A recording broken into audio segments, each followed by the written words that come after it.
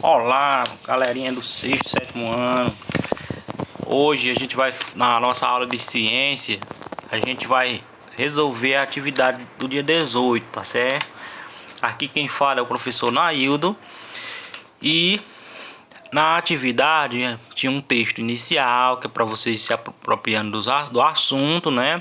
Seguido de seis perguntinhas básicas, né, sobre o texto, que são bem simples de responder, né? Vamos conhecer um pouco mais.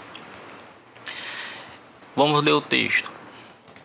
Quando referimos à água, a ideia que nos vem de imediato à mente é a de um líquido fresco e incolor. Quando nos referimos ao ferro, imaginamos um sólido duro. Já o ar nos remete à ideia de matéria no estado gasoso. Toda matéria que existe na natureza apresenta em uma dessas formas: líquida, sólida ou gasosa. Repito, toda matéria que existe na natureza se apresenta em uma dessas formas: ou é sólida, ou é líquida, ou é gasosa. É o que chamamos de estados físicos da matéria. No estado sólido, as moléculas de água estão bem presas umas às outras e se movem muito pouco. Elas ficam balançando, vibrando, mas sem se afastarem muito uma das outras. Não é fácil variar a forma e o volume de um objeto sólido, como a madeira de uma porta ou o plástico que é feito uma caneta, por exemplo. No estado líquido, é intermediário entre o estado sólido e gasoso. As moléculas estão mais soltas e se movimentam mais do que o estado sólido. Os corpos, no estado líquido, não mantêm uma forma definida, mas adotam a forma do recipiente que os contém, pois as moléculas deslizam umas sobre as outras, na superfície plana e horizontal. A matéria, quando em estado líquido, também se mantém de forma plana e horizontal.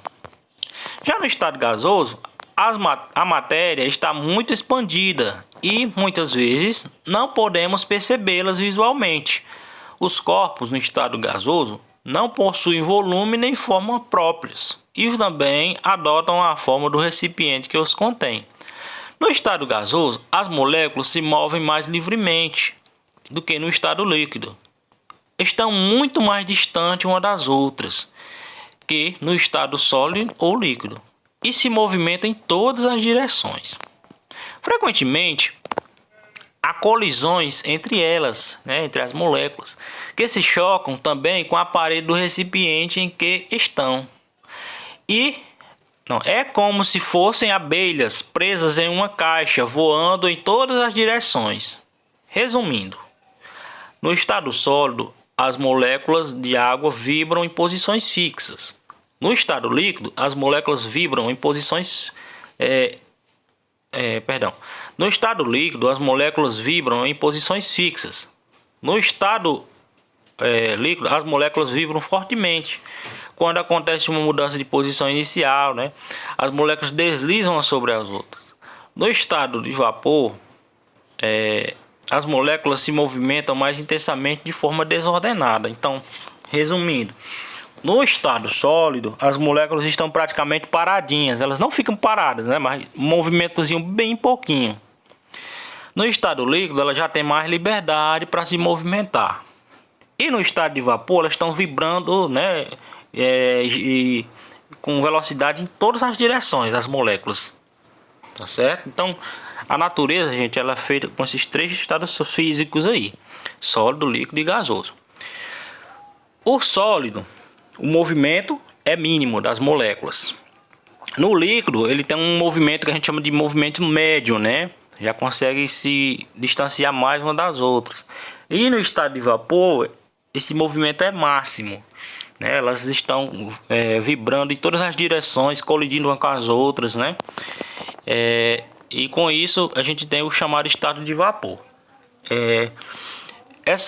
O estado em que elas estão, o estado físico que elas estão, vai definir a própria temperatura, Geralmente, um estado sólido, a temperatura é um pouco mais baixa. No estado líquido vai aumentando. No estado de vapor, essa temperatura é máxima. certo? O grau de agitação dessas moléculas é o que vai definir a temperatura, beleza?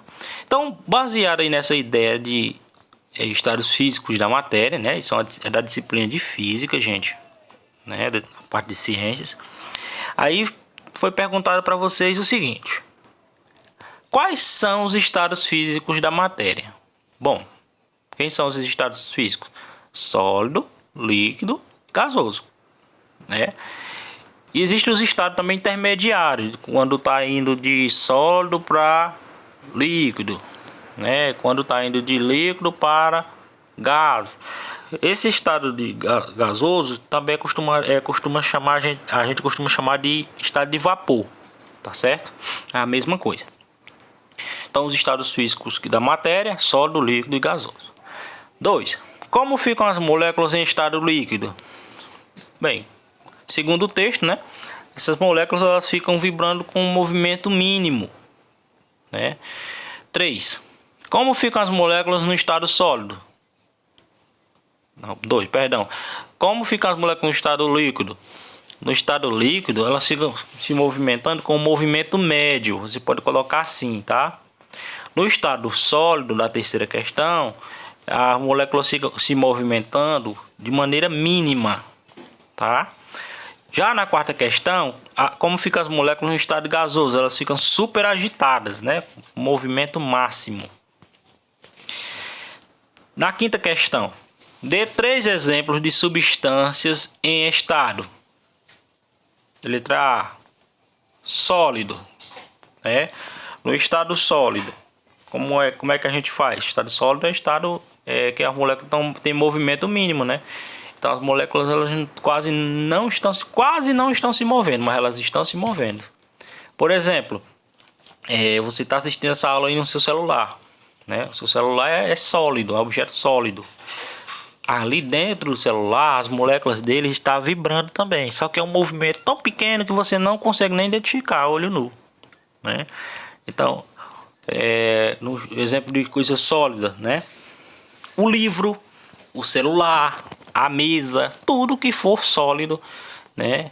Rígido, é o estado sólido. No estado líquido, né? Nós temos a água, nós temos o refrigerante, né? Outra coisa que seja líquida, né? O mercúrio, que é usado no termômetro, né? São objetos líquidos. A gasolina. No estado gasoso, né? Nós temos os alimentos quando começa a ferver, a água quando começa a ferver, né? Os próprios alimentos quando estão em ebulição, que a gente chama também, né? Está no estado gasoso, né? Tá certo?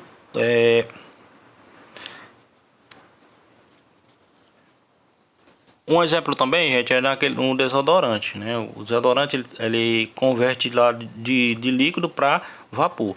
Por exemplo, ele está ali dentro do desodorante, está líquido. Aí você agita e aperta o cheirinho, né? E ele vai lançar em estado gasoso, tá certo? Quinta questão.